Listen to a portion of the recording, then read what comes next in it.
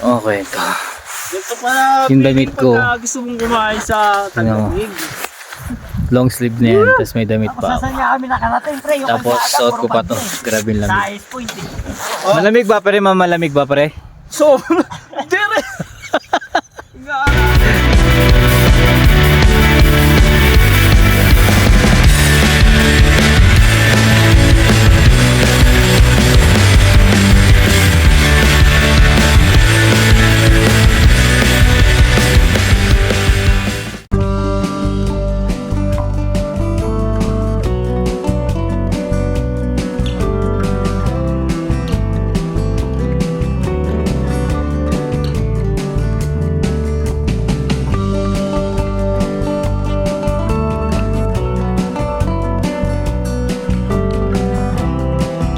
Eugene po, Eugene. Dito na lang, sir.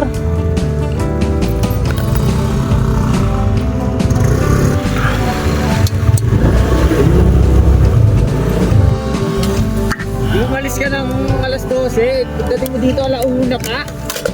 Mas pwede mo rin sa tayo i-charge mo. Yun, good day ka kwento. So, nakarating na kami dito sa Winter Pills Transient and Campsite. Dito sa Atok Benguet. Grabe ka kwento. Ang lamig. Pag-akyat pa lang talaga, ramdam na ramdam mo na. Binahon ko na lahat ng mga equipment na panlamig para mamaya. Yun, pahinga muna kami. Nagtayo kami ng tent. Yan. So bukas Sasama ng baboy, gano'n. bukas natin itatakil yung mga price, tapos yung mga information na gusto niyo malaman kung gusto niyo mag-camping dito sa Winter Pills Transient and Campsite. So yun, syempre share ko rin yung experience kung ano experience ng pagka-camping dito sa Benguet. Kasi usually transient lang talaga 'to, bahay talaga eh. Ngayon, talaga yung lamig nito kasi almost nasa tayo, highest peak na tayo eh. Yan. Yan, so relax muna. Yan. Kasi medyo yung biyahe namin. Grabe yung zigzag, tas pataas talaga. Ngayon, sana goods pa yung mga motor namin. Ayan. So pahinga na muna sila ngayon. Pare-pare muna kami pahinga. So 2 days kami dito. Ayan, 2 days, 2 nights. So total relax and relax. Tapos with this kind of view.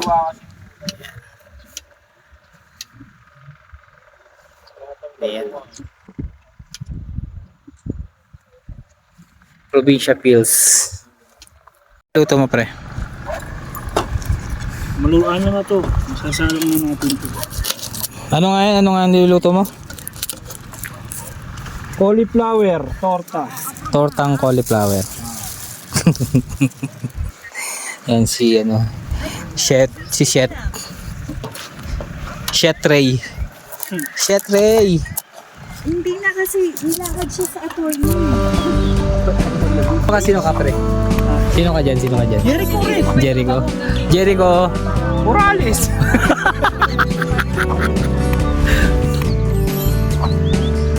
Laban din. Ah! Lamig. Wala na siyo.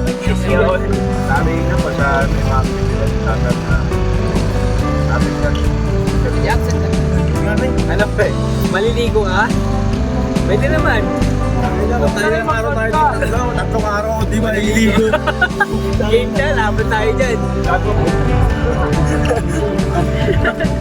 Papawis. Papawis lang eh. Ang tawag niya pa si Sir, oh. Tama. Wala kayo dyan, nakasyon. Ito, ayun. Naman na ba yan? Yan yung ulam dito. Kapagkana natin, oh. Yan na, lamig yan.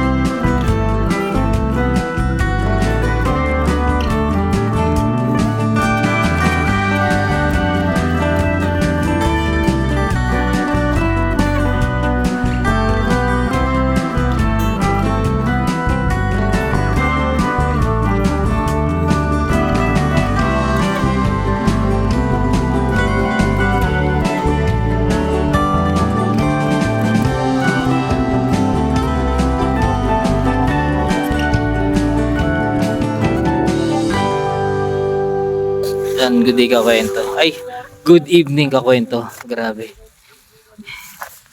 Yung lamig dito, hindi na mai-explica. Grabe oh. Itong suot ko, sobrang kapal na to. Tapos, syempre yan. Tapos, full gear, medyas. Tapos, doble pa to. Naka long sleeve pa ako eh. Yan, long sleeve tas t-shirt. Pero, pasok pa rin yung lamig. Grabe. Yan. So, solid yung sa camping site. Ayan. I-kalma muna natin yung katawan natin. Tapos, may sleep na tayo. Grabe yung lamig namin dito. Ano?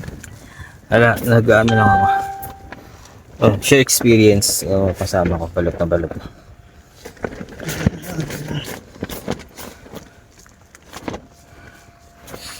Mas ko yung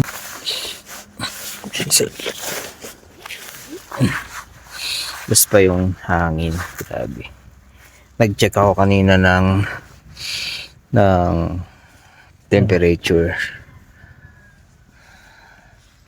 Check natin weather. Weather today. Nag-check ako kanina ng weather dito sa Atok Benguet. Pero 9 degrees Celsius yung lamig ngayon. Ito yung hangin, oh. Yan rin yung hangin. Lakas. Grabe. Yan. Nasa tent na ako pero naka-gloves pa rin. So nakuha namin yung gusto naming temperature, yung 9. Pero grabe naman, sobrang lamig talaga.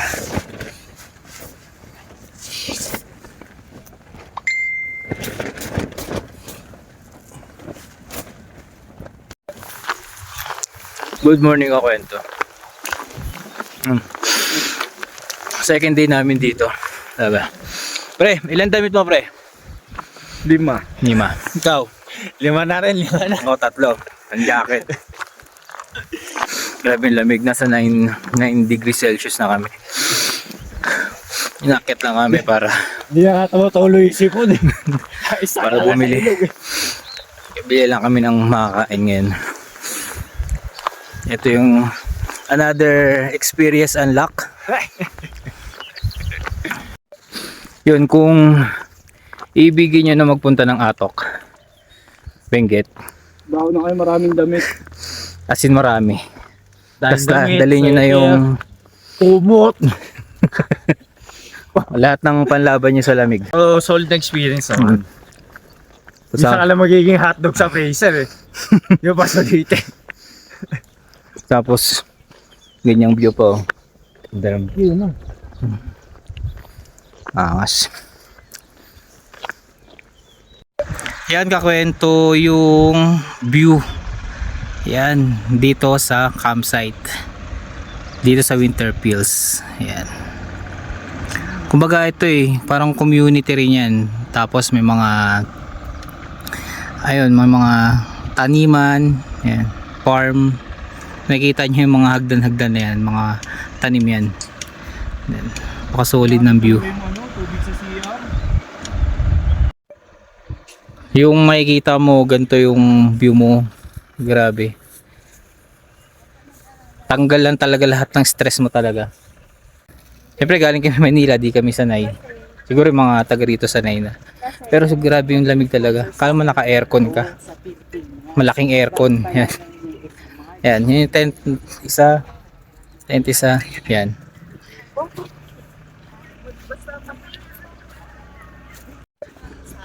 Tapos yung kwento, syempre camping site siya. Syempre, automatic tent talaga yung kinikater dito. Yan. Meron kayong dalawang option. Kung tent pitching kayo or magre-rent kayo ng tent. Ngayon, kung magte-tent pitching kayo, ibig sabihin dala nyo yung tent nyo, per head yung babayaran nyo. Bawa may dala kayong isang tent, yan, tapos dalawa kayo, automatic 2 heads yung babayaran nyo. Ang per head ng tent pitching is 300. Own nyo yung tent. Yan. Ngayon wala na silang ano kung anong size niyang tent nyo. Basta yung per head yung babayaran nyo. Kung 10 kayo dyan o 5 kayo, per head talaga yung babayaran nyo. Ngayon, meron naman silang for rental dito. Ang per head naman yan is 500. Isang tent, tapos ang laman nun is 2 to 3 person yung laman ng isang tent. Siyempre, ang bayad pa rin nun is per head, which is 500 pesos. Ayan. Tapos, CR, yan, CR. Merong pambabae, panlala, siyempre, shower room, yan. Tapos tubig, grabe yung tubig.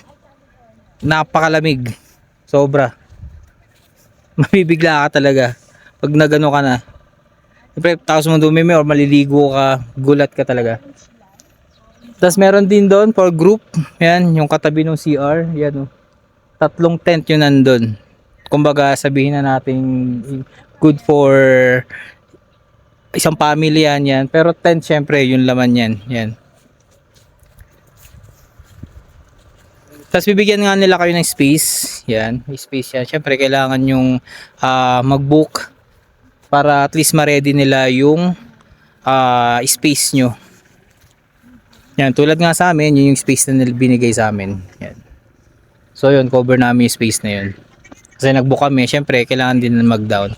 I-PM nyo na lang sa page nila. Responsive naman yung caretaker or yung owner nung campsite yan. Magre-response ka agad yan. Tapos kakwento, any assistance, syempre, punta lang kayo doon sa mismong pinaka-entrance yan. Punta lang kayo doon, kung may kailangan kayo, sabihin nyo lang para at least may offer sila. Kasi ganun yung ginawa sa amin. May kailangan kami, may ino-offer sila. Which is laking tulong naman sa pagka-camping namin ngayong araw na to. Yan. Tapos kakwento, meron sila ditong charging station. So ito yung campsite na di mo poproblemahin yung kuryente kung just in case na syempre cellphone natin or mga gadgets na kailangan nating ma-charge, syempre galing biyahe. Yan. So meron sila charging station. So free lang yan. Ito yung tent, yan. Kumbaga nakaalat to. Kung nakabook ka, bibigyan ka na ng space. Yung space doon, yan, space namin yan. Yan. So yun, camping site yan hanggang doon. Yun, eto, yun yung parking. Yung parking nila yan. Yun yung mga motor namin. Yan, parking. Tapos grabe talaga kwento yung view. Yan. Nakaka-refresh. Sobrang nakaka-refresh. One thing kwento. So, kung mag-check-in kayo, check-in dito is 2 PM to 12 noon. Sa overnight, syempre.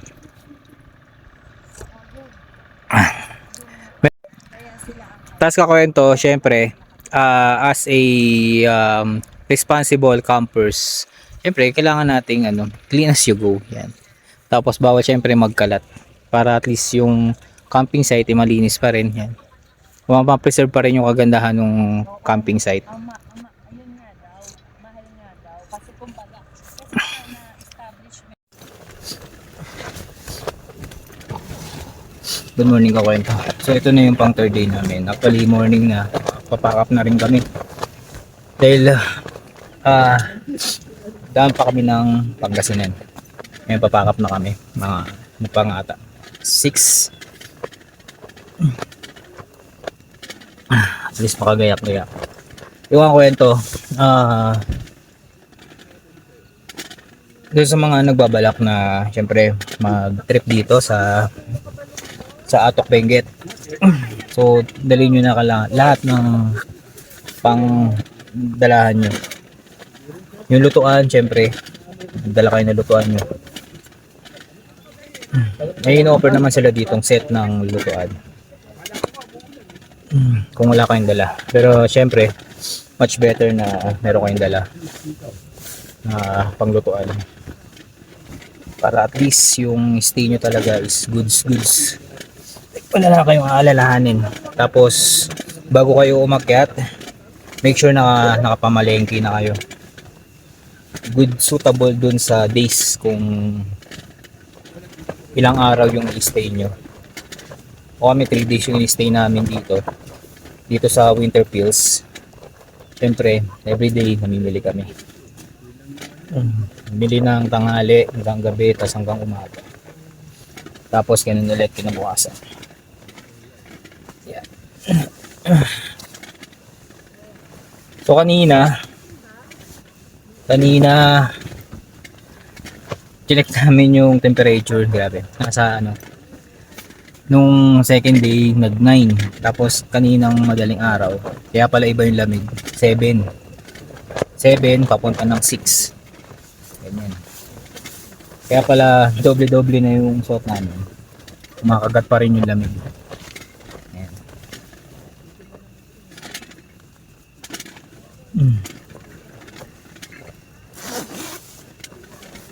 Pali dito na rin ako nagluto. Ayan, galing kami nagluto sa loob. Gin. So yung mga kwento, so hanggang dito na lang ang ating video. Shoutout nga pala dyan sa mga new subscriber natin. Yan, shoutout lang natin yung si Carl Lawrence Pongyang. Thank you, bagong subscriber natin yan. At shoutout na rin natin yung mga kabataan dyan ng San Roque, Navotas City. Shoutout sa inyo. So yung kakwento, so hanggang dito na lang. So huwag mo lang kalimutan na i-click yung subscribe button ko. Click mo na rin yung notification bell para syempre updated ka sa lahat ng video natin, sa lahat ng biyahe natin tulad nito. Okay. Grabe. Yun. So thank you kakwento. Dito lang. Salamat.